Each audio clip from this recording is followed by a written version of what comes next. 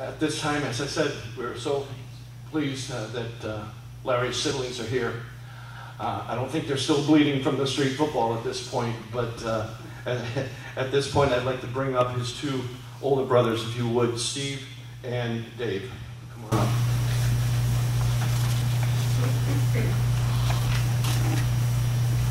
Thank you, Peter, and I appreciate the opportunity to come today and share a few of my memories of Larry. Dave's going to share some of his. I think my first recollection was, of course, watching Howdy Doody back in the 50s. And my uncle, who was a Korean War Army medic, he would teach Larry how to read. I would sit across the table reading upside down. That's how I learned how to read. Now, if I'd have been the older one, I would have learned to read like this. I'd have probably done really well in school just like this.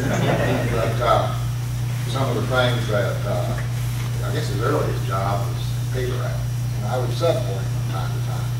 And he had meticulous notes on every customer, just where to put the paper, how to fold it, and if it was ringing, where to put it, just all this backup information, very precise, all the way through school, I suppose.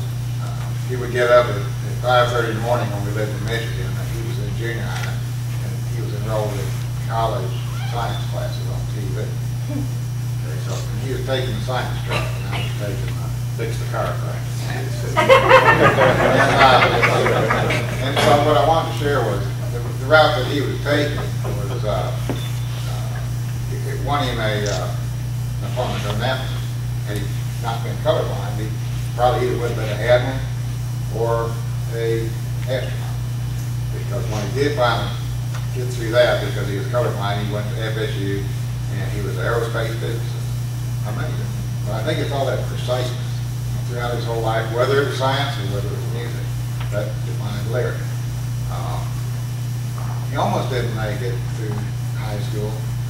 One day he and the Rat Pack man, and I don't know all the details, but very early in the morning, because nobody paid attention to the first period, they switched every nameplate on the boys and girls restroom. Chaos. And Mr. Milburn threatened to not give him diplomas. Yeah, he threatened not to give him diplomas. And so he probably would have still been in high school. There was one time that they apparently flushed something down the toilet. At least it was rumored that Rat Pack did this. And they backed up every toilet in the school and it smelled like rotten eggs. But I love that guy. So there he was. He lacked like a semester of graduating from Florida State with a degree in aerospace physics. And they decided they were busing in the Poconos. And of course, he'd already started developing this interest in music very deeply. And so they took a semester off. Of course, when in the 60s, when you take the semester off from college, they left. Well, he joined the Air Force. So what did the Air Force do? Here's a guy that lacked a semester of being a physicist. They made him a medic, OBGYN. Amazing. I love that brings me to where our lives kind of went in different ways. We tracked each other through our dad, and he passed about a year and a half ago. So we lost Larry a year and a half later. I just kind of wanted to share some of those things. I'm going to let Davey come in here and watch that ball. What do you think this is, the Yemenis? Yeah. How many of y'all out there ever knew of Larry getting in a fight?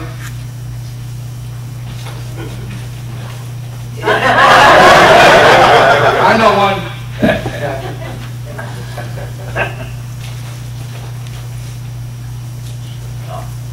We were about the age of grasshopper. Larry whipped my ass. He never got over it. No. He was next in line. These guys, we must have had 1,000 little wooden blocks set up in the playroom up in Michigan. I walked in, seen Steve and Larry, and they had this city built. Beautiful. I said, can I play? No, get out of here. Sure. I left. I peeked around the corner, they weren't looking.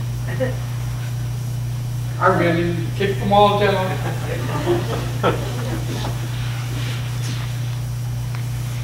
Him and Larry running, chasing me around my mom. Mom stopped and said, "What are you doing?" "I'm gonna get my ass beat." No. Steve and Larry was chasing me. Larry was a little bit smarter than Steve. Because he stood back, Steve still chasing. Mom stopped both of them. "What are you doing?" I said, "Nothing, Mom. These two are wanting to beat me up." Steve and Larry says, "He kicked our whole city down." Mom says, "Go at it." That's what I remember